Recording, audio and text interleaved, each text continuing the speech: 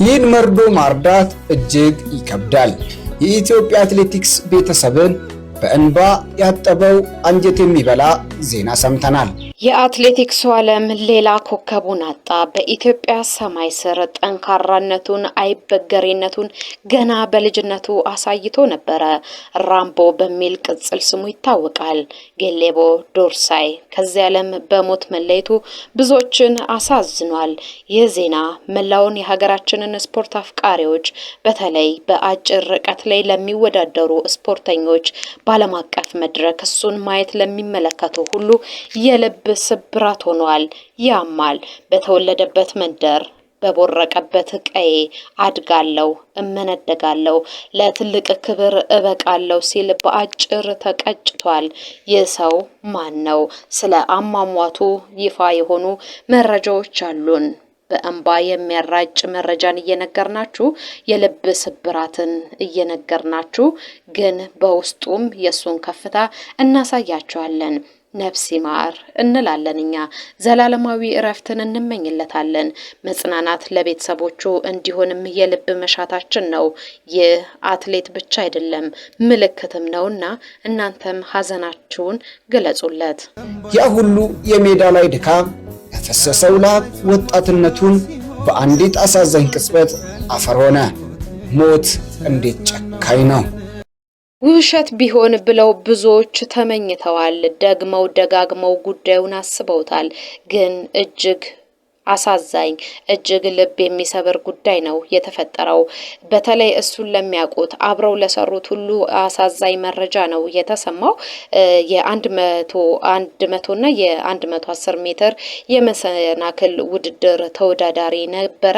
በተወዳደረባቸው ውድድሮች ሁሉ ውጤታማ መሆን የቻለ ገና ውጤታማ መሆን የሚችል አትሌትነቱን አስመስክሯል። ገና ብዙ ያላሳካቸው ብሩህ የሆኑ ህልሞች ከፊቱ ሆነው ነበረ። አሁን የምንነግራችሁ የኢትዮ ኤሌክትሪኩ ተወዳጅ አትሌት ራምቦ ዱርሳይ ባጋጠመው ድንገተኛ አደጋ ነው ህይወቱ ማለፉን የሰማነው። ድንገተኛ አደጋ ምንድነው? ወደ ተወለደበት መንደር ለእረፍት ያመራል። ከዛ በኋላ በጩቤ እንደተገደለ ነው በቦታው ካሉ ሰዎች በመረጃ መስማት እንደቻል ነው። የግል ጸብ ሊሆን እንደሚችል እየተነገረ ያ ሁሉ ያፈሰሰው ላብ ያ ሁሉ ነገን ተስፋ ያደረገበት መንገድና ህልሙ ሁሉ ነው በአንድ ጀንበር እንዳይሆን የሆነው። በነገራችን ላይ አትሌቱ ለእረፍት ነው ወደ ቤተሰቦቹ የሄደው። ቤተሰቦቹን ለመጠየቅ ወደ ደቡብ ኦሞ ዞን ሃና ወረዳ ነበረ ያቀናው። እዛ በነበረበት ጊዜ ነው እንግዲህ ይሄ እጅግ አስደንጋጩ መርዶ የተሰማው። ለሟች ቤተሰቦች፣ ወዳጆች፣ ቤተሰቦች ሁሉ መጽናናት እንዲሆን እንመኛለን።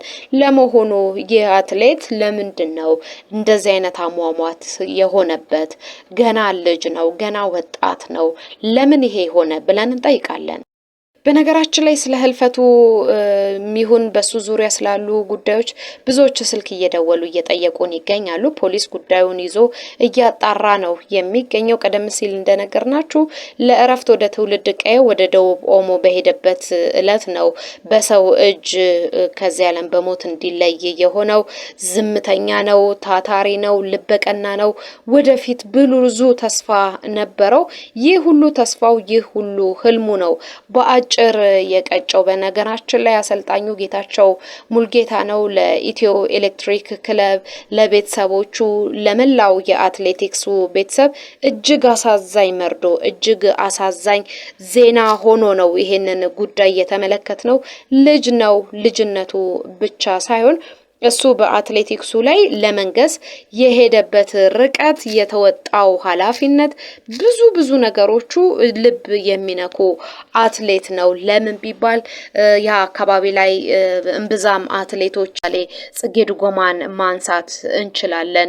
የሷን ጉዳይ ስናነሳ እሷ በብርታት በመስራቷ ነው እዚህ ደረጃ ላይ የደረሰችው። የሌሎችንም ታሪክ ማንሳት እንችላለን እና በዚህና በሌሎች ምክንያት ይሄ አትሌት አትሌት ትልቅ ደረጃ ላይ የመድረስ ህልሙና ብቃቱ እንደነበረው የሚስማሙ ብዙ አሰልጣኞች አሉ። ግን የሆነው ሆኖ በአጭር ሊቀጭ ችሏል። አሳዛኝ ነገር ነው። ለቤተሰቦቹ ልብ ስብራት ነው። ይሄ በአጭር የተቀጨ የወጣቱ ህይወት ለብዙዎቻችን የሚያንገበግብ ምን ነው ባልሆነ ብለን የምንመኘው ነው። ግን ምን ማድረግ ይቻላል? ፈጣሪ ያለው ሆኗል። እሱ በድንገተኛ አደጋ ከዚህ ዓለም በሞት ተለይቷል። አትሌት ጌዴሌቦ ዱርሳይ ወይንም ራምቦ ብቻ አይደለም እንግዲህ እሱ በሀገር ሰላም ማሰልጠኛ ማዕከል የተገኘ ነው። ከዛ በኋላ ሐዋሳ ሄዷል። ንግድ ባንክ ነበረ። ህይወቱ እስካለፈበት ጊዜ ድረስ ደግሞ የኢትዮ ኤሌክትሪክ ክለብ አባልና ጠንካራ አትሌት እንደሆነ ይታወቃል።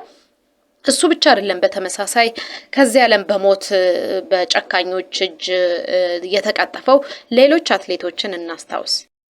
በነገራችን ላይ የኢትዮጵያን አትሌቶች ከሩጫቸው ከግስጋሴያቸው የሚያስቀራቸው አንዱ እንደ ዛሬው እንደሰማነው አይነት ከባድ መርዶ ነው።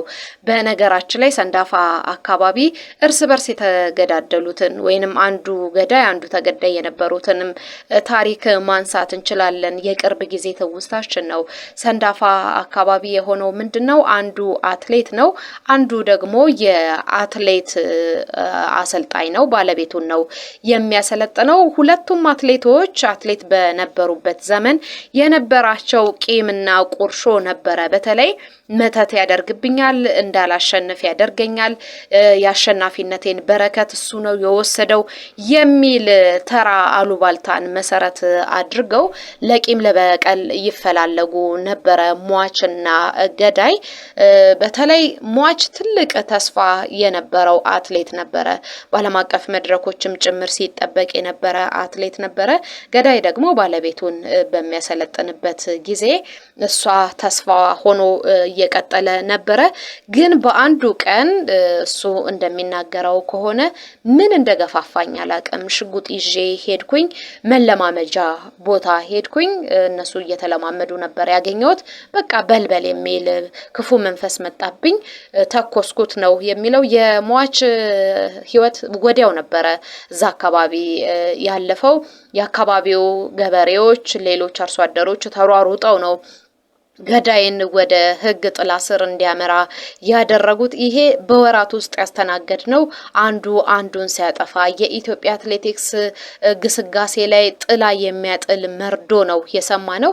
የራምቦ ሌላኛው ተጨማሪ ሆኖ ቁስላችን እንዲያመረቅዝ ህመማችን እንዲጠዘጥዘን ሆኗል። አትሌቶች በእንደዚህ ምክንያት እንደወጡ ይቀራሉ። ሌሎች አትሌቶችን ደግሞ እናስታውስ።